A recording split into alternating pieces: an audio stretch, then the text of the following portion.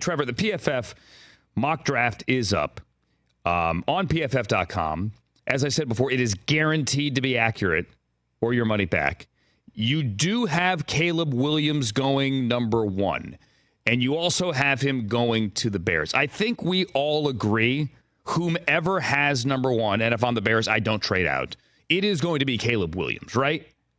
Yeah, that's what I think. And I really do feel as though the Bears are going to be that team in the end. When we get to this point in the offseason, you mentioned the Senior Bowl, the Shrine Bowl as well, the Combine coming up.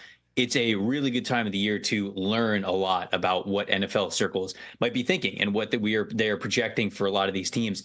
I can't find anybody, despite all the debates on social media between fans and media members and all of that, I can't really find anybody who tangibly is giving me a reason that the Bears would stick with Justin Fields. It just does not feel as though that would be the smart play or the play that is actually going to happen. In fact, I hear most of the opposite. So ultimately, I look at Chicago, and they are the team that traded out of the number 1 pick last year, and I think they are certainly happy with that. The haul they were able to get back, giving Justin Fields another year, was at the time understandable.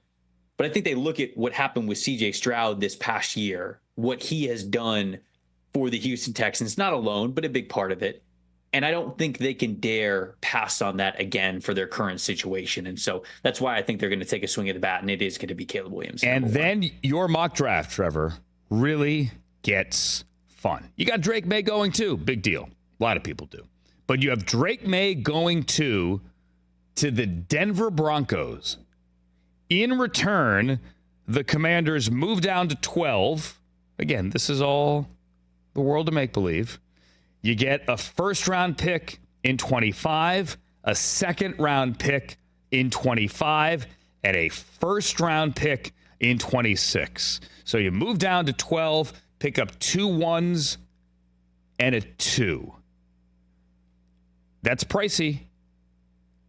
It is pricey, but that is the cost of doing business for going up to get a guy that you think is potentially going to change your franchise. And this draft season is going to be very, very interesting because there are so many teams that need quarterbacks desperately, more desperately than that feels like has been the case in years past.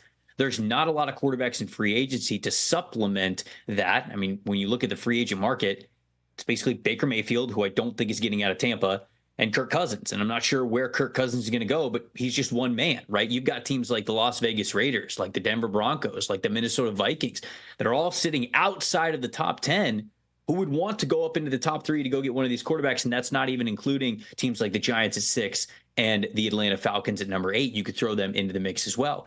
So I feel as though Washington, with a new ownership group, a lot of flexibility there, a lot of time, new regime, I think that they are going to entertain this offer. They certainly need a quarterback as well, and I have them kind of trading up and still getting J.J. McCarthy in this mock draft. But I think they are going to entertain this trade down effect where I'm not so sure that New England's going to be as willing to move out of number 3. They're going to want one of those quarterbacks again. They cannot go into the season with Mac Jones or Bailey Zappi as their guy. And so for Washington, I look at a team like Denver, who they made a bold statement this year with how they handled Russell Wilson in that situation in the middle of the season. It felt like it was free agency in October or November where they went, yep, we're basically cutting you, and we got games left to play. They weren't even eliminated from playoff contention. They were right in the mix.